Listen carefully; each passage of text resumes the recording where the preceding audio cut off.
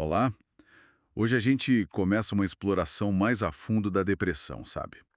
Usando como base os relatos muito intensos do Andrew Solomon no livro O Demônio do Meio-Dia. Isso.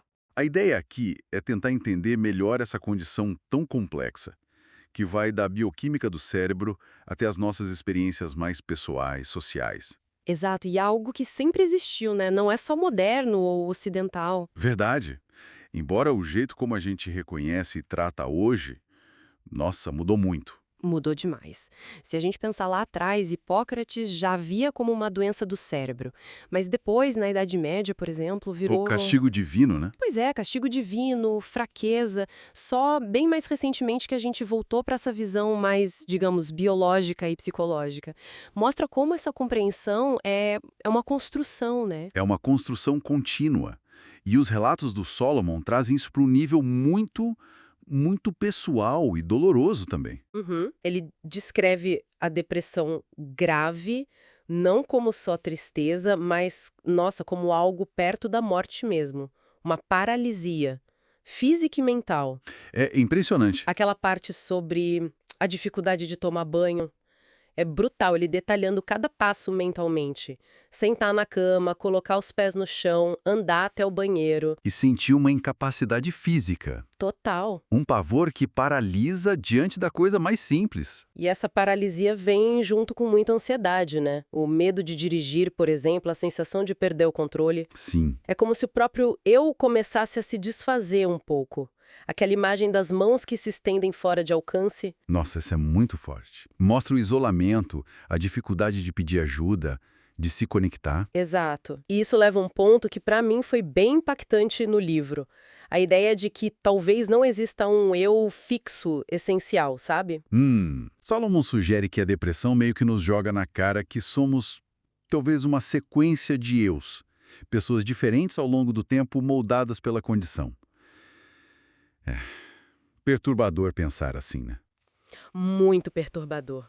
E reforça aquela ideia da interação complexa entre o interno e o externo. Sim, A química do cérebro, serotonina, cortisol, o hormônio do estresse, tudo isso é afetado pelo que acontece fora, pelas nossas experiências. e o contrário também, né? A nossa biologia interna afeta como a gente percebe o mundo. Exatamente. Como ele diz, o externo determina o interno tanto quanto o interno inventa o externo. Fica tudo meio misturado. As fronteiras são meio borradas. E por isso faz sentido que os tratamentos sejam tão diversos. Com certeza. Tem os remédios, né? Prozac, Zoloft. Muita gente fala com gratidão sobre eles, tipo, que sorte viver uma época com soluções. Sim, eles ajudam muito, mas tem os efeitos colaterais, claro. Claro. Reações diversas, impacto na sexualidade, até perda de memória com a TEC, a terapia eletroconvulsiva. Que é aquela que usa Correntes elétricas, né? isso de forma controlada. E muitas vezes não é um remédio só, é um coquetel, uma combinação. Exato. E isso é só uma parte, né? Sim, a medicação sozinha raramente resolve tudo.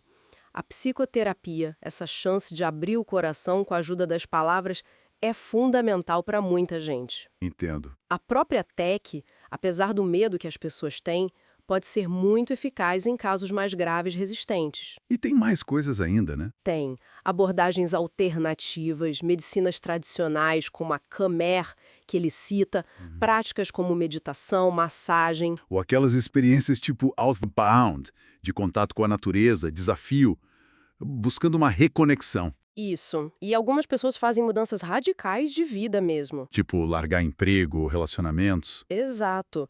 Tentar eliminar o estresse na fonte. É quase redesenhar a vida para fugir da doença. Uma tentativa desesperada, talvez. E essa busca toda por tratamento, por alívio, muitas vezes bate de frente com o estigma. Ah, o estigma. Com certeza. E não é só o estigma da doença, é o estigma do tratamento também. O medo de procurar ajuda, de ficar marcado, sabe? De como isso pode impactar o futuro. É uma barreira enorme. Enorme. E isso é ainda pior para populações mais vulneráveis, né? Pessoas com menos recursos, em grandes cidades, que já enfrentam dificuldade de acesso, custo alto, às vezes um sistema de saúde que não dá conta. Então, resumindo um pouco, o que fica é essa imagem da depressão como algo com muitas faces, né? Biológica, psicológica, social, histórica, Exato. mas no fim das contas é uma experiência vivida de um jeito muito único, muito pessoal e para tantos de forma devastadora. Devastadora. E fica uma reflexão final que o próprio Solomon traz nos relatos. Ele conta histórias de pessoas que dizem ter encontrado força ou uma nova perspectiva por causa da depressão. Aquela frase, sou uma mulher muito forte, em parte por causa da depressão. Isso, como é que essa ideia de crescimento, de resiliência que nasce da dor pode existir junto com a natureza tão aniquiladora da doença que a gente acabou de descrever? É uma pergunta difícil. Fica essa questão, né? Sobre o significado que a gente pode ou não tirar desse sofrimento todo.